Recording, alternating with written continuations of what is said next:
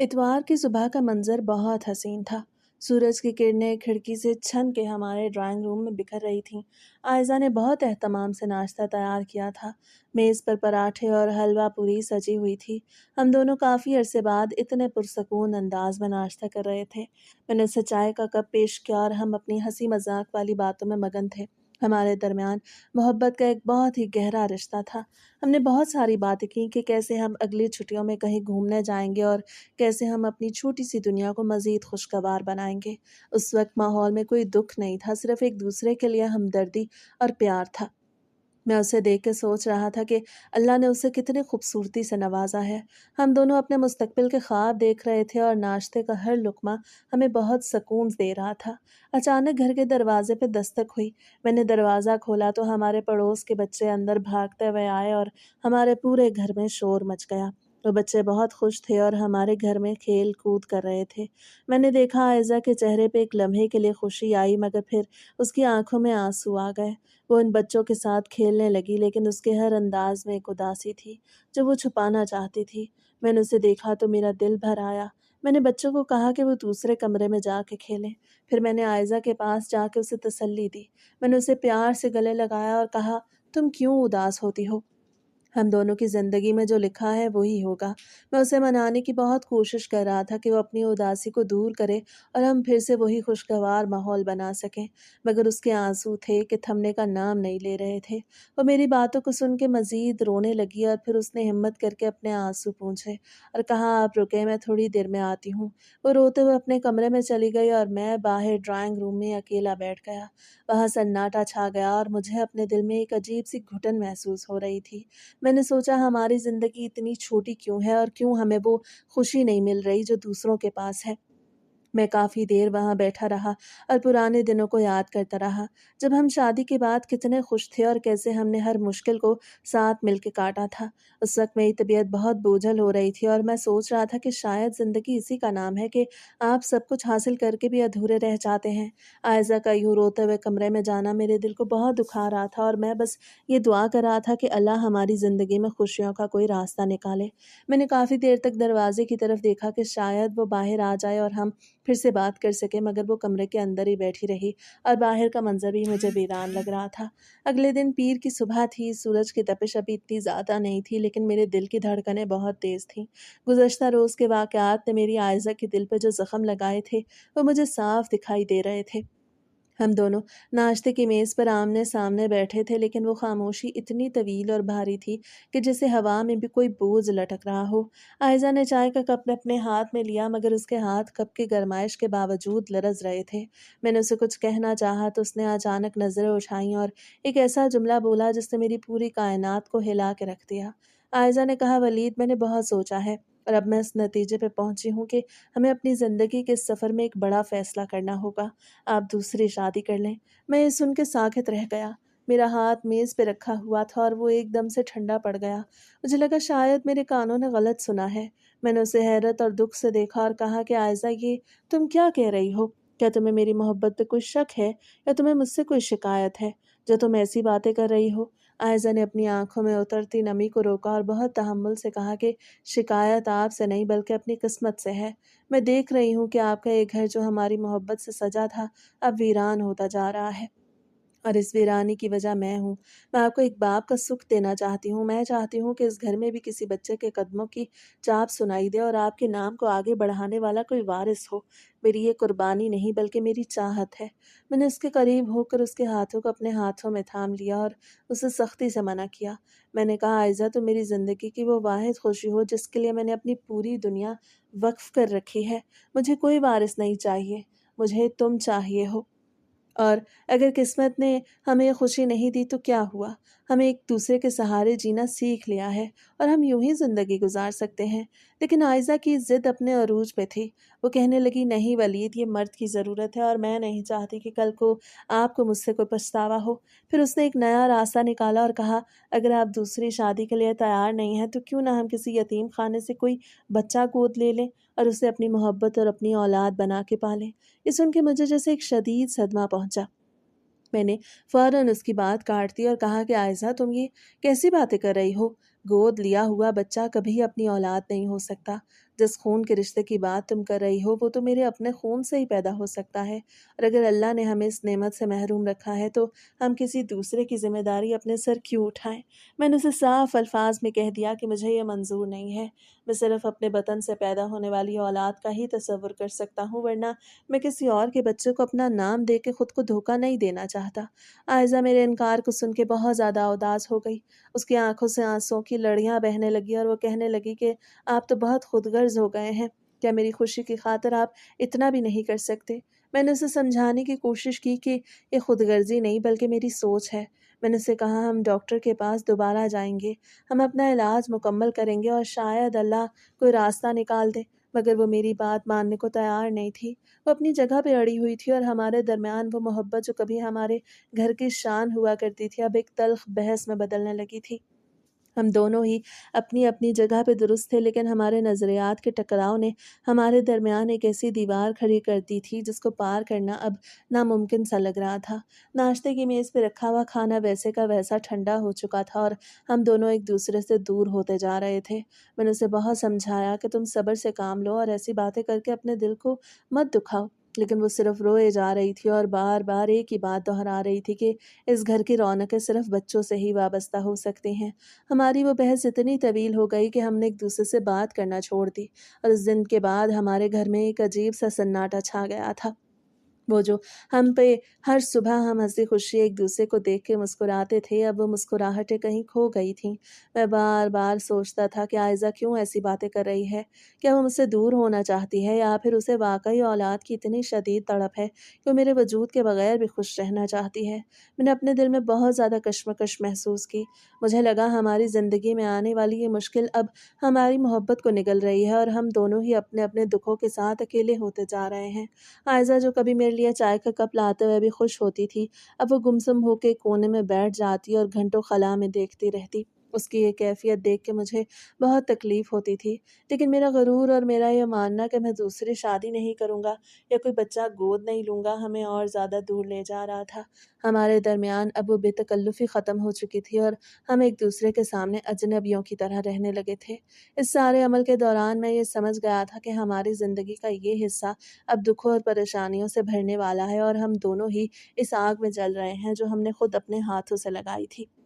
وہ دن ہماری زندگی کی ایک ایسی دہلیز تھا جس سے نکل کے ہم سیدھے دکھوں اور تانوں کے ایک نہ ختم ہونے والے سلسلے میں داخل ہو گئے۔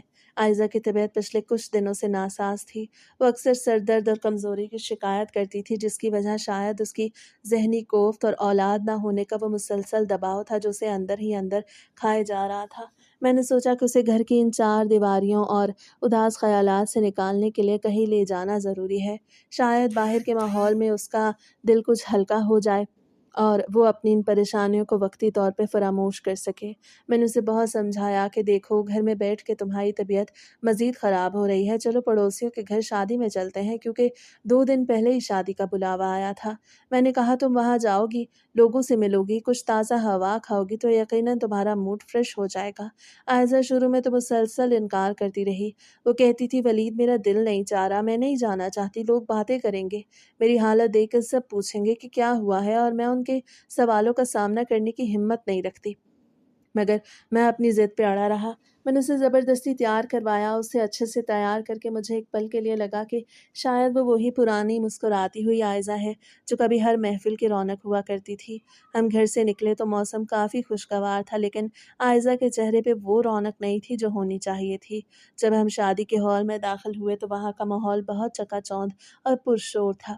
ہر طرف قہقہے اور ہنسی کی آوازیں تھیں، لیکن جیسے ہی ہم ہال کے درمیان میں پہنچے تو مجھے محسوس ہوا کہ بہت سے لوگ ہمیں بہت غور اور عجیب نظروں سے دیکھ رہے ہیں۔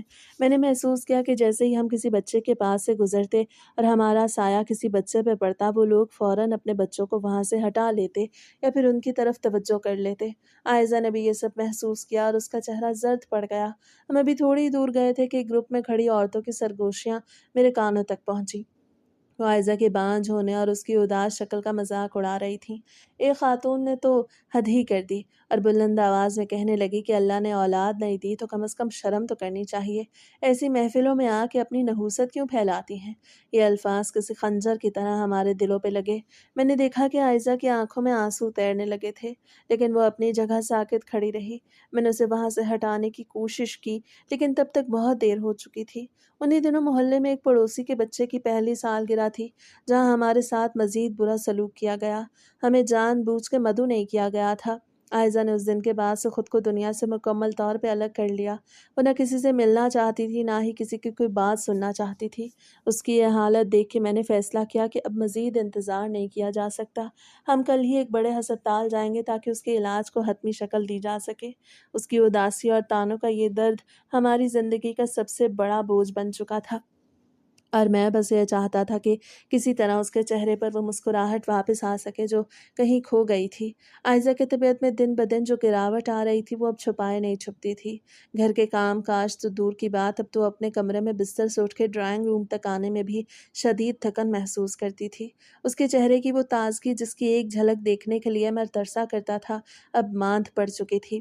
ہم دونوں نے سوچا کہ اب مزید تاخیر کرنا خود اپنی زندگیوں سے کھیلنے کے مترادف ہے، اس لیے ہم نے شہر کی سب سے بڑے ہسپتال جانے کا فیصلہ کیا۔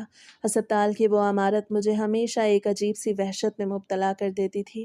وہاں کی سفید راہداریاں، وہاں کی ادویات کی تلخ بو اور وہاں کی خاموش چہرے سب کے سب کسی انجانے خوف کی علامت لگتے تھے۔ ڈاکٹر کے کمرے میں ہم داخل ہوئے تو وہاں ایک سنجیدہ مگر پروقار ڈاکٹر بیٹھا تھا۔ عائزہ نے اسے اپنی تمام علامات بتائیں، جس میں مسلسل بخار، جسم میں درد اور شدید کمزوری شامل تھی۔ ڈاکٹر نے اسے غور سے دیکھا، اس کی نبض ٹٹولی اور پھر چند گہرے سوالات کرنے کے بعد ایک لمبی فہرست ٹیسٹوں کی تھما دی۔ ڈاکٹر کا کہنا تھا کہ یہ ٹیسٹ کسی بڑے لیب نیٹ ورک سے کروانا ہوگا اور ان رپورٹس کے آنے میں کم از کم 1 ہفتے کا وقت لگے گا۔ ہم ٹیسٹ کروا کے ہسپتال سے واپس گھر آ گئے، مگر وہ 1 ہفتہ ہماری زندگی کا سب سے طویل اور اذیت ناک ہفتہ بننے والا تھا۔ گھر میں ایک عجیب طرح کا سناٹا چھا گیا تھا۔ عائزہ کی طبیعت میں بہتری آنے کے بجائے خرابی کا تناسب بڑھتا جا رہا تھا۔ پہلے 3 دن گزرے، پھر 4، پھر 5، اور جیسے جیسے وقت گزرتا جا رہا تھا میرے دل کی دھڑکنیں تیز ہوتی جا رہی تھیں۔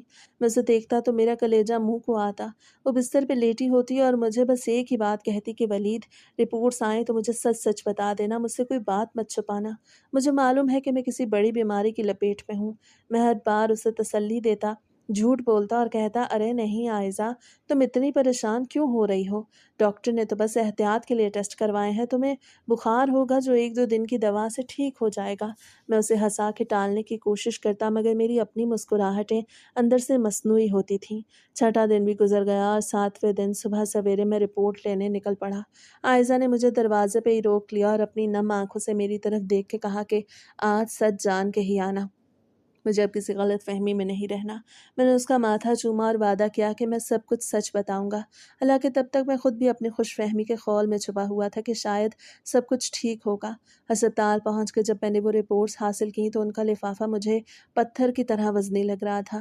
ڈاکٹر کے کمرے میں جب میں داخل ہوا تو وہ رپورٹس دیکھ کے اس کے ماتھے پہ بل پڑ گئے۔ اس نے مجھ سے نظریں ملائیں اور خاموشی سے مجھے بلڈ کینسر کی تشخیص کے بارے میں بتا دیا۔ وہ ایک لمحہ تھا جب زمین میرے پیروں تلے سے سرک گئی۔ میں نے کئی بار ڈاکٹر سے پوچھا کہ کیا یہ سچ ہے، کیا کوئی غلطی نہیں ہوئی، لیکن وہ اپنی بات پہ اٹل تھا۔ اس لمحے میں گھر لوٹنے کی ہمت کھو چکا تھا۔ میں سڑکوں پہ مارا مارا پھرتا رہا، ہسپتال کے باہر صحن میں گھنٹوں بیٹھا رہا۔ میری آنکھوں کے سامنے عائزہ کا وہ چہرہ گزر رہا تھا جو صرف میرے لیے جی رہا تھا۔ میں نے فیصلہ کیا کہ عائزہ کو ابھی سچ نہیں بتاؤں گا، مجھے وقت چاہیے تھا کہ میں اس کے ساتھ کیسے پیش آؤں۔ جب میں شام کو گھر پہنچا تو میرے چہرے پہ ایک نقلی مسکراہٹ تھی۔ میں نے اسے کہا کچھ نہیں ہوا، ڈاکٹر نے معمولی سے خون کی کمی بتائی ہے اور کچھ طاقت کی دوائیں دی ہیں۔ وہ میری طرف دیکھ کے خاموشی سے مسکراتی جیسے وہ جانتی تھی کہ میں جھوٹ بول رہا ہوں، مگر اس نے میرے لیے اس جھوٹ کو قبول کر لیا۔ وہ چند دن گزرے تو طبیعت اتنی بگڑ گئی کہ ہمیں ہسپتال میں داخل ہونا پڑا۔ وہاں کا منظر بالکل الگ تھا۔ ہمیں کینسر والے وارڈ میں داخل کیا گیا جہاں چاروں طرف صرف موت اور کرب کی آواز تھی۔ عائزہ کو جب کینسر وارڈ کا بورڈ نظر آیا تو اسے سب سمجھ میں آ گیا۔ وہ سچائی جو میں نے چھپائی تھی اب اس کے سامنے بے نقاب تھی۔ वहाँ हर रोज़ उसे खून की ज़रूरत पड़ती, उसके जिस्म का रंग जैसे बर्फ़ की तरह सफ़ेद हो रहा था। मैंने अपने दोस्तों को कॉल की, मिन्नतें की, गिड़गिड़ाया कि खून का इंतज़ाम कर दें, मगर वक़्त पे कोई मदद को ना आया। मेरे पास कोई चारा नहीं था। मैंने खुद अपने जिस्म से 2 बोतलें एक साथ निकलवा लीं, जिसकी वजह से मुझे शदीद कमज़ोरी होने लगी, मगर मैंने आयज़ा के सामने कभी इस तरह ज़ाहिर नहीं होने दिया। मैं खुद गिरता, पड़ता, उसके बिस्तर तक जाता, उसका ख़्याल रखता, उसे पानी पिलाता, हालाँकि खुद मेरी अपनी आँखों के सामने अंधेरा छा रहा था। मुझे देखती और रो पड़ती। उसकी हड्डियाँ निकल आई थीं, वो बिल्कुल एक ढांचा लग रही थी, मगर मेरे लिए वो तब भी दुनिया की सबसे हसीन औरत थी। चंद दिन बाद डॉक्टर ने हमें घर जाने की इजाज़त दे दी, मगर वो इजाज़त नहीं थी, वो बस एक तसल्ली थी कि हम अपने आखिरी दिन घर में गुजार सकें। हम जब घर वापस आए तो हमारा घर अब घर नहीं रहा था, बल्कि एक हस्पताल की तरह बन गया। घर वापसी तो हो गई, मगर ये वापसी सुकून की नहीं, बल्कि एक नई और शदीद तर आजमाइश की शुरुआत थी। हमारा घर जो कभी खुशबुओं से महकता था, वहाँ अद्वियात की कड़वी बू और जरासीम कुश स्प्रे का बसेरा था। आयज़ा की हालत अब ऐसी हो चुकी थी कि वो खुद से करवट भी नहीं बदल सकती थी। मैंने अपने कमरे को एक आईसीयू वार्ड की तरह तरतीब दे दिया था। हर वक्त ऑक्सीजन का सिलेंडर सिरहाने मौजूद रहता और उसकी अद्वियात का शेड्यूल एक कागज़ पर लिख के दीवार पर चिपका कर दिया था। वो दिन जब उसे खून लगवाने के लिए दोबारा हस्पताल नहीं ले जाना पड़ा तो मुझे एक अजीब सी गनूदगी महसूस होने लगी। मेरे अपने जिस्म में खून की कमी और मुसलसल जागने की वजह से मेरी आंखें अंदर को धंस गईं, मगर मैंने आयज़ा के सामने कभी हिम्मत नहीं हारी। मैं उसे मुस्कुरा के देखता और कहता कि देखो तुम कितनी बेहतरी की तरफ जा रही हो, मगर वो मेरी आंखों में देख के हल्का सा मुस्कुरा देती। उसकी ये मुस्कुराहट मुझे बता देती थी कि वो सब समझ रही है। रातें अब हमारे लिए क़यामत बन गई थी। मैं उसे बिस्तर पे उठा के बिठाता, उसे सहारा देता कि वो कुछ खा सके, मगर उसका मैदा अब कुछ भी कबूल करने से इनकारी था। बस नीम गर्म पानी के चंद घूंट पीती और इसके बाद उसका जिस्म दर्द से अकड़ने लगता। मैं पूरी पूरी रात उसके पैर दबाता, उसकी कमर को सहारा देता और अल्लाह से दुआएं करता कि या अल्लाह उसका दर्द कम कर दे। कई बार ऐसा हुआ कि वो नीम बेहोशी में बच्चों के बारे में बात करने लगती। वो कहती, क्या वो बच्चे अब आ गए हैं? क्या हमने उनका कमरा तैयार कर लिया है? उसके अल्फाज मेरे कलेजे को चीर के रखते थे। मैं उससे कहता, हाँ ऐसा वो सब आ रहे हैं, तुम बस थोड़ा आराम करो। वो मेरी बात पे यकीन कर लेती और दोबारा आंखें बंद कर लेती। उसकी हड्डियाँ अब इतनी नुमाया हो चुकी थीं कि उसे छूते हुए डर लगता था कि कहीं कोई चीज़ टूट ना जाए। वो जो कभी आईने के सामने घंटों खड़ी रहती थी, अब उसे अपने वजूद से कोई दिलचस्पी नहीं रही थी। उसके बाल तेज़ी से झड़ने लगे थे। मैंने उसे खुद अपने हाथों से कंघी की। वो कंघी में फंसे हुए बाल देख के वो बस खामोशी से रोती रहती और मैं उसे कहता कि आयज़ा, ये सिर्फ वक्ती मसला है, तुम दोबारा ठीक हो जाओगी तो हम नए बाल लगवा लेंगे। मगर वो जानती थी कि वो मर रही है और मैं जानता था कि वो बच नहीं पाएगी। कभी-कभी वो शिद्दत दर्द से चिल्लाने लगती तो मैं उसका मुँह अपने सीने में दबा लेता ताकि उसकी चीखें मोहल्ले तक न जाएँ। लोग तो पहले ही हमसे दूर भागते थे। मैं नहीं चाहता था कि वो हमारी इस बेबसी का तमाशा बनाएँ। वो अक्सर मेरी तरफ देख के कहती कि वलीद, तुमने बहुत कुर्बानी दी है। मेरे बाद दूसरी शादी ज़रूर कर लेना। मैं नहीं चाहती कि तुम अकेले रहो। मैं उसे सख्ती से खामोश कर देता। मेरा दिल करता कि मैं वहाँ से भाग जाऊँ, मगर मैं उसके पास ही बैठ के उसे तसल्ली देता रहता। कभी-कभी ऐसा लगता कि घर की दीवारें हम पे गिर रही हैं। बाहर की दुनिया से हमारा नाता टूट चुका था। कोई हाल पूछने नहीं आता था, कोई दरवाज़ा खटखटाने की हिम्मत नहीं करता था, जैसे हम कोई वबाज़दा लोग हों। मैं खुद ही सब कुछ करता, सफाई, कपड़े धोना, उसे नहलाना और फिर उसका ख़्याल रखना। मैंने अपनी सेहत की परवाह करना छोड़ दी थी। आयशा को हर रोज़ ये फ़िक्र रहती कि कहीं मैं बीमार ना पड़ जाऊँ। वो मुझे अपने पास बिठा के मेरा हाथ थाम लेती और कहती, वलीद, तुम थोड़ा सो जाओ, मैं ठीक हूँ। हालाँकि वो ठीक नहीं थी। वो लम्हे जब हम दोनों एक दूसरे का हाथ थामे खामोश बैठे रहते, मेरी ज़िंदगी के सबसे हसीन और सबसे दर्दनाक लम्हे थे। वो मेरा आखिरी सहारा थी और मैं उसका। वो मौत की वादी में उतर रही थी और मैं उसे अपनी मोहब्बत से वापस खींचने की नाकाम कोशिश कर रहा था और वो एक पत्थर की तरह साक़ित रहने लगी थी। उसका रंग पीला पड़ के नीलाहट की तरफ जा रहा था और उसकी सांसें अब बहुत धीमी हो चुकी थीं। मुझे महसूस होने लगा था कि अब वक्त करीब है, वो आखिरी हद जो अल्लाह ने हमारे लिए मुकर्रर कर रखी थी। मैं हर लम्हा उसके करीब तर हो रहा था। वो रात हमारी ज़िंदगी की सबसे तवील और अज़ियतनाक रात साबित होने वाली थी, जिसका हमें पहले ही अंदाज़ा हो चुका था।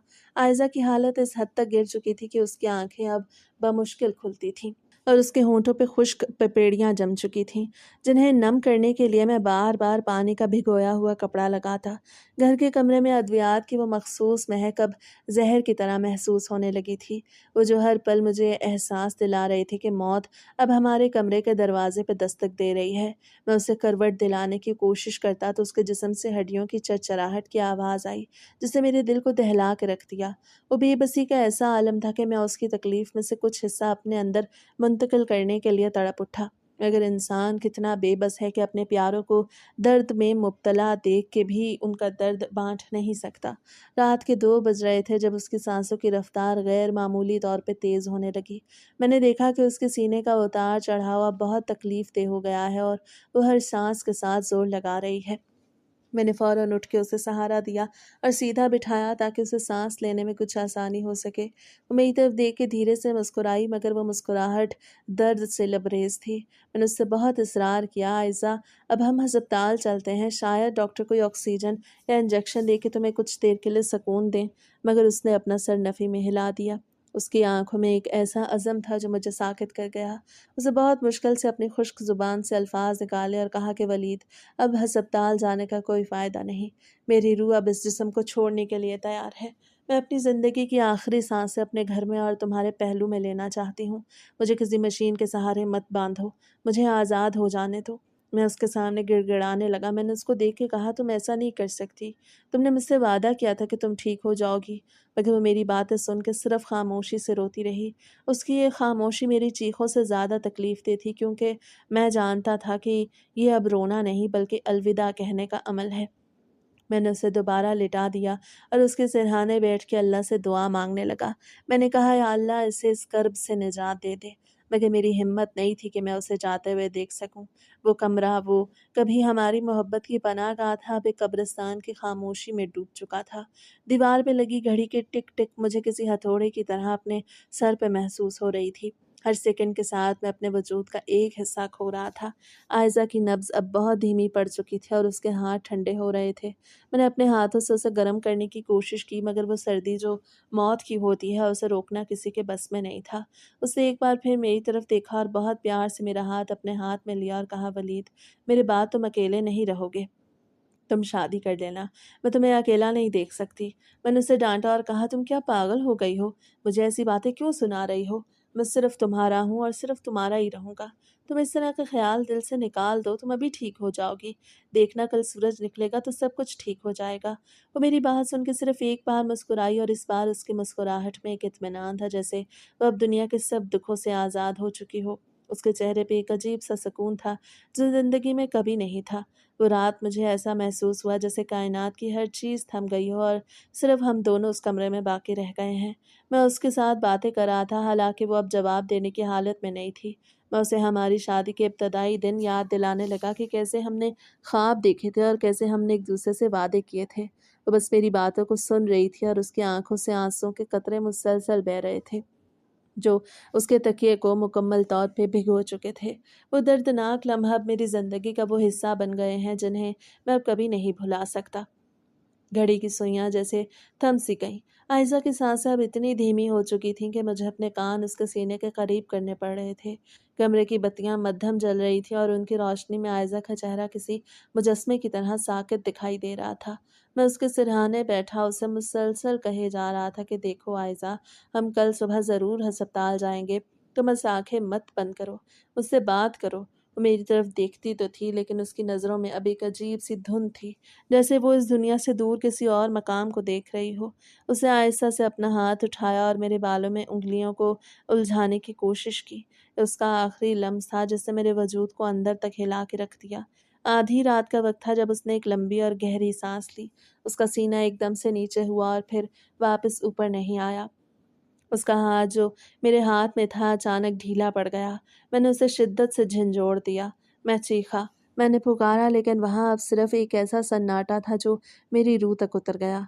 اس کا چہرہ پرسکون ہو چکا تھا۔ وہ تمام درد، وہ کینسر کی اذیت، وہ اولاد نہ ہونے کا دکھ، سب کچھ اس کے ساتھ ہی ختم ہو گیا تھا۔ میں پاگلوں کی طرح اسے سینے سے لگا کے روتا رہا۔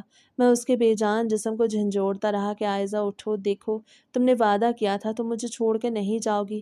لیکن وہ تو اب اس دنیا کے شور سے بہت دور جا چکی تھی۔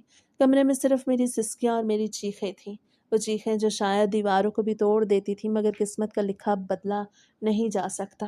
مجھے یاد نہیں کہ میں نے کتنی دیر اس کی لاش کو سینے سے لگائے رکھا۔ میں اس کے چہرے کو دیکھتا رہا، وہ چہرہ جو کل تک میری زندگی کا مرکز تھا اب ٹھنڈا پڑ چکا تھا۔ میں نے اسے اپنے ہاتھوں سے سلایا، اسے ڈھانپا اور اس کے ماتھے کو آخری بار چوما۔ اس لمحے مجھے محسوس ہوا کہ میری اپنی زندگی کا مقصد بھی اسی سانس کے ساتھ ختم ہو گیا ہے۔ گھر کے باہر رات کا سناٹا تھا اور اندر میری بربادی کا ماتم۔ اس رات کے آخری پہر میں نے محسوس کیا کہ میرا دل واقعی ٹوٹ چکا ہے اور اب اس کے جڑنے کا کوئی امکان باقی نہیں ہے۔ میں نے عائزہ کے چہرے کو آخری بار دیکھا اور اپنی آنکھوں کو بند کر لیا۔ جب آنکھ کھلی تو سورج کی روشنی کمرے میں آ چکی تھی اور مجھے یہ احساس ہوا کہ اب میری زندگی کا ایک نیا اور کربناک باب شروع ہونے والا ہے، جس میں عائزہ صرف ایک یاد بن کے رہے گی۔ وہ رات میرے لیے کسی قیامت سے کم نہیں تھی۔ وہ رات جس نے مجھے تنہا کر دیا، وہ رات جس نے مجھ سے میری کائنات چھین لی۔ صبح کے 7 بج رہے تھے جب محلے والوں کو عائزہ کے انتقال کی خبر ملی۔ وہ لوگ جو کل تک ہمیں طعنے دیتے تھے، وہ لوگ جنہوں نے ہمارے سائے کو بھی منحوس قرار دیا تھا، اب وہی سب ہمارے گھر کے دروازے پہ کھڑے تھے۔ باہر شور بڑھتا جا رہا تھا، عورتوں کی آہ و بکا اور مردوں کی بھاری آوازیں مجھے کسی خواب کی طرح محسوس ہو رہی تھیں۔ میں اس وقت بھی کمرے میں فرش پہ بیٹھا تھا۔ میری آنکھیں پتھرا چکی تھیں اور میرے آنسو سوکھ گئے تھے۔ جب محلے دار اور کچھ رشتہ دار اندر آئے اور انہوں نے عائزہ کی بے جان جسم کو دیکھا تو گھر میں کوہرام مچ گیا۔ میں ایک بت کی طرح ساکت بیٹھا رہا۔ مجھے نہ کسی کی آواز سنائی دے رہی تھی، نہ ہی کسی کی تسلی کا کوئی مطلب سمجھ آ رہا تھا۔ پھر تھوڑی دیر بعد انہوں نے مجھے اٹھانے کی کوشش کی۔ وہ چاہتے تھے میں آخری بار عائزہ کا دیدار کروں، لیکن میرا دل مان نہیں رہا تھا۔ مجھے لگ رہا تھا کہ اگر میں نے اسے کفن میں لپٹے ہوئے دیکھ لیا تو شاید میری سانسیں بھی وہیں رک جائیں گی۔ جب کفن اور غسل مکمل ہونے کے بعد اس کی چارپائی کو گھر سے باہر لے جایا گیا تو میری چیخیں پورے محلے میں گونج اٹھیں۔ وہ منظر ایسا تھا کہ دیکھنے والوں کے دل دہل گئے۔ لوگ مجھے سنبھال رہے تھے، میں بار بار گر رہا تھا۔ مجھے محسوس ہو رہا تھا جیسے اس کے ساتھ ساتھ میرا اپنا وجود بھی قبرستان کی طرف جا رہا ہے۔ قبرستان کا وہ راستہ ہمیشہ سے مجھے اداس کرتا تھا، لیکن آج وہ راستہ زندگی کی آخری منزل لگ رہا تھا۔ جب عائزہ کو قبر میں اتارا گیا تو میں نے ہی اسے اپنے ہاتھوں سے مٹی کے سپرد کیا۔ ہر مٹھی بھر مٹی کے ساتھ مجھے ایسا لگا کہ جیسے کوئی میرے سینے میں خنجر اتار رہا ہو۔ وہ مٹی جو عائزہ کو اپنے اندر چھپا رہی تھی اب وہ میرا مقدر بن چکی تھی۔ جب ہم واپس لوٹے تو گھر کا وہ ہر کونا جہاں عائزہ کی ہنسی گونجتی تھی اب قبر کی طرح خاموش تھا۔ لوگ آئے، تعزیت کی، کچھ دیر بیٹھ کے باتیں کی اور پھر اپنے گھروں کو چلے گئے۔ میں اس سارے ہنگامے کے درمیان کہیں کھو گیا تھا۔ رات ہوئی تو میں اپنے کمرے میں اکیلا رہ گیا۔ پورے گھر میں ایسی ویرانی تھی کہ اپنے دل کی دھڑکن بھی دور سے سنائی دے رہی تھی۔ مجھے عائزہ کے بغیر جینے کا تصور ہی محال لگ رہا تھا۔ میں بستر پہ لیٹا تو اس کے تکیے سے اب بھی اس کی خوشبو آ رہی تھی۔ میں اسے سینے سے لگا کے روتا رہا۔ میرا رونا ایسا تھا جیسے کوئی بچہ ماں کے بغیر بلک رہا ہو۔ اس رات میں نے محسوس کیا کہ اب میرے پاس کھونے کو کچھ نہیں بچا۔ نہ کوئی خواب تھا، نہ کوئی امید، صرف عائزہ کی یادیں تھیں۔ محلے دار دروازے پہ دستک دیتے، کوئی کھانا لاتا تو کوئی پانی، مگر میں نے دروازے پہ کنڈی لگا لی تھی۔ مجھے اب کسی انسان کی ضرورت نہیں تھی، مجھے صرف وہ خاموشی چاہیے تھی جس میں میں عائزہ کو محسوس کر سکوں۔ دن گزرتے گئے مگر میرا یہ ماتم کم نہ ہوا۔ میں دن بھر اس کے کمرے میں بیٹھ کے اس کی تصویروں کو دیکھتا اور رات بھر چھت پہ بیٹھ کے تاروں سے باتیں کرتا۔ محلے کے لوگ اب بھی آتے تھے لیکن میں ان سے بات کرنا چھوڑ دیا تھا۔ ان کے چہروں پہ موجود مصنوعی ہمدردی مجھے اور بھی زیادہ تکلیف دیتی۔ میں جانتا تھا کہ وہ سب صرف دکھاوا کر رہے ہیں، اصل درد تو صرف مجھے ہی محسوس ہو رہا ہے۔ میں عائزہ کے بغیر خود کو ایک لاوارث لاش سمجھنے لگا۔ وہ گھر اب میرا نہیں رہا تھا، وہ صرف ایک یادوں کا گہوارہ بن گیا تھا جہاں میں ہر لمحہ عائزہ کو تلاش کرتا تھا۔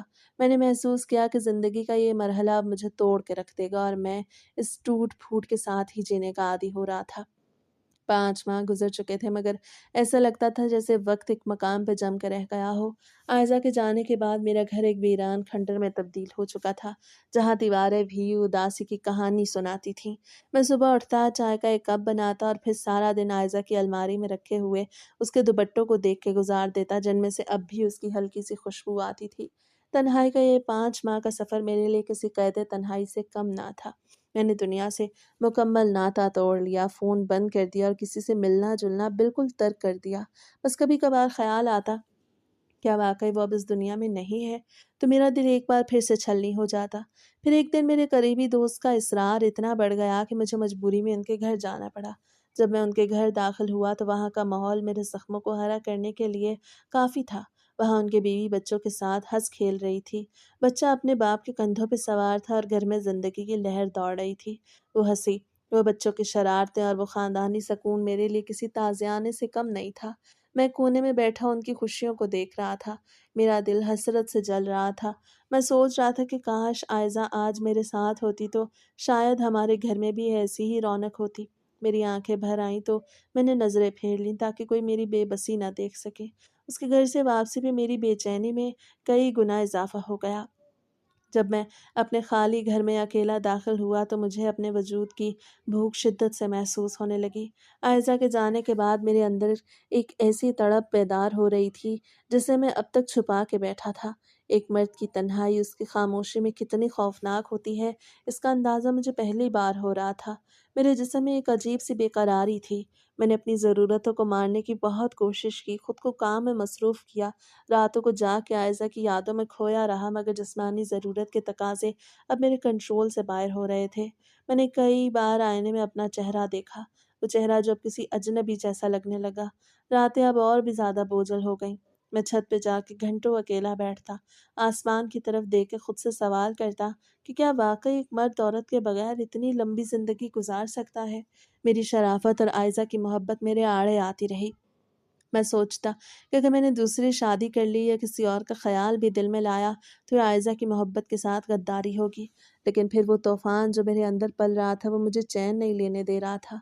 मैं रातों को करवटें बदलता और सोचता कि क्या वाक़ई यही मेरी मुक़द्दर है। कभी-कभी अपनी इस बेबसी पे मुझे खुद भी गुस्सा आता और मैं दीवारों पे मुक्के मार के अपना गुबार निकालता। ये वो कशमकश थी जिसने मुझे ज़हनी तौर पे मफ़लूज कर दिया था।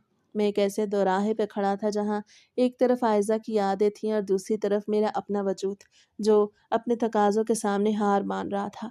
आयज़ा के जाने के बाद छठा महीना शुरू हो चुका था और तन्हाई का ये ज़हर अब मेरी रगों में पूरी तरह सरायत कर चुका था। एक शाम वही दोस्त मेरे पास आया, उसे मेरी आँखों में झाँक के देख लिया था कि मेरा सकून छीन चुका है। उसने बड़ी देर तक इधर-उधर की बातें की और फिर अचानक मेरे कंधे पे हाथ रख के एक ऐसा मशवरा दिया जो मेरे लिए किसी ज़लज़ले से कम नहीं था। उसने कहा, तुम कब तक इस वीराने में खुद को घोलते रहोगे?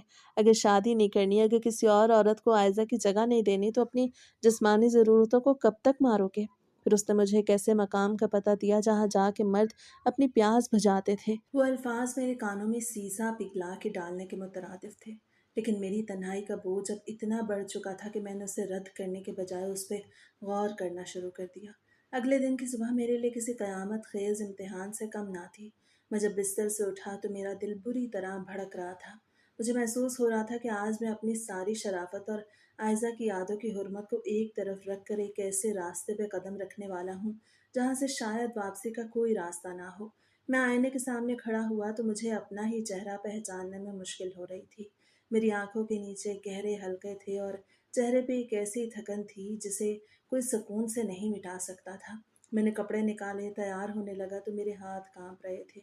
बार बार दिल में ख्याल आता कि वली तुम ये क्या कर रहे हो? क्या तुम वाकई आयज़ा की मोहब्बत को भुला दोगे? लेकिन दूसरी तरफ मेरी फितरत की वो प्यास थी जो मुझे किसी जानवर की तरह मजबूर कर रही थी। मैं जानता था कि मर्द औरत के बगैर मुकम्मल नहीं रह सकता और 5 माह की मुसलसल कैद ने मेरी कुव्वत बर्दाश्त को ख़त्म कर दिया था। मैंने दोस्त को फ़ोन करके पूछा, वो कहने लगा मैं आज बहुत मसरूफ़ हूँ, तुम खुद चले जाना। उसने मुझे एक मखसूस पते पे जाने का मशवरा दिया और कहा वहाँ सब कुछ तुम्हारी मर्ज़ी के मुताबिक हो जाएगा। वो सारा दिन मैं बोझल दिल के साथ तैयार होता रहा।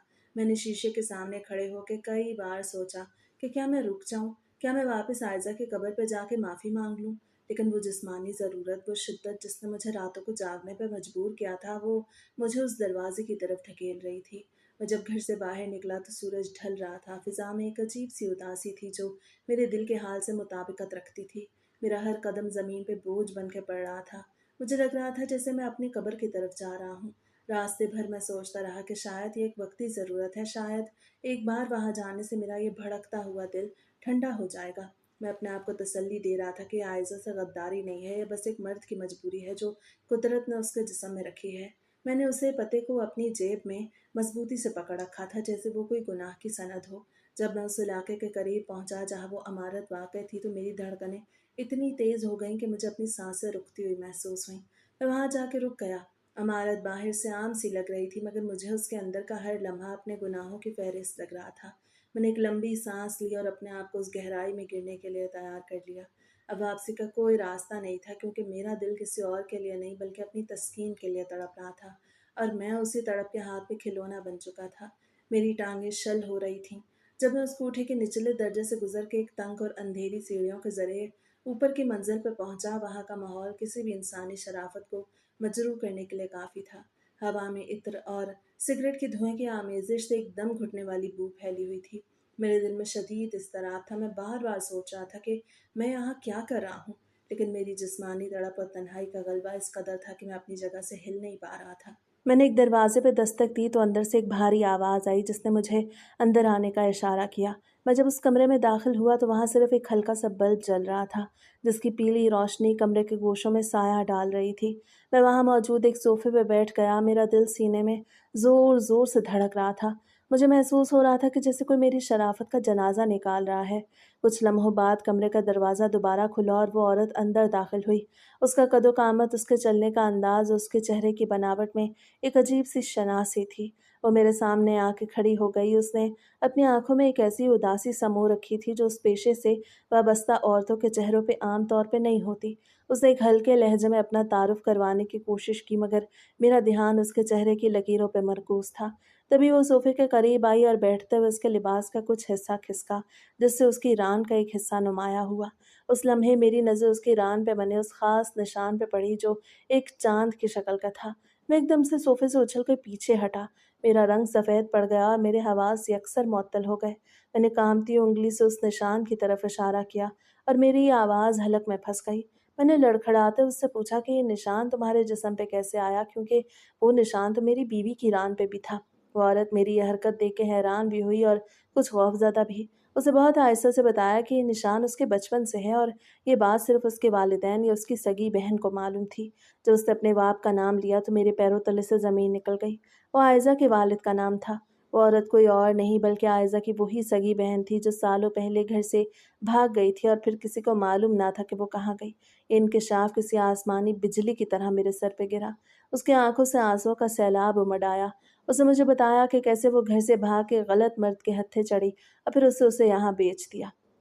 उसके बाद से वो इस गंदे पेशे में कैद होके रह गई। मैंने उसे देखा और मुझे अपने किए पे शर्मिंदगी हुई।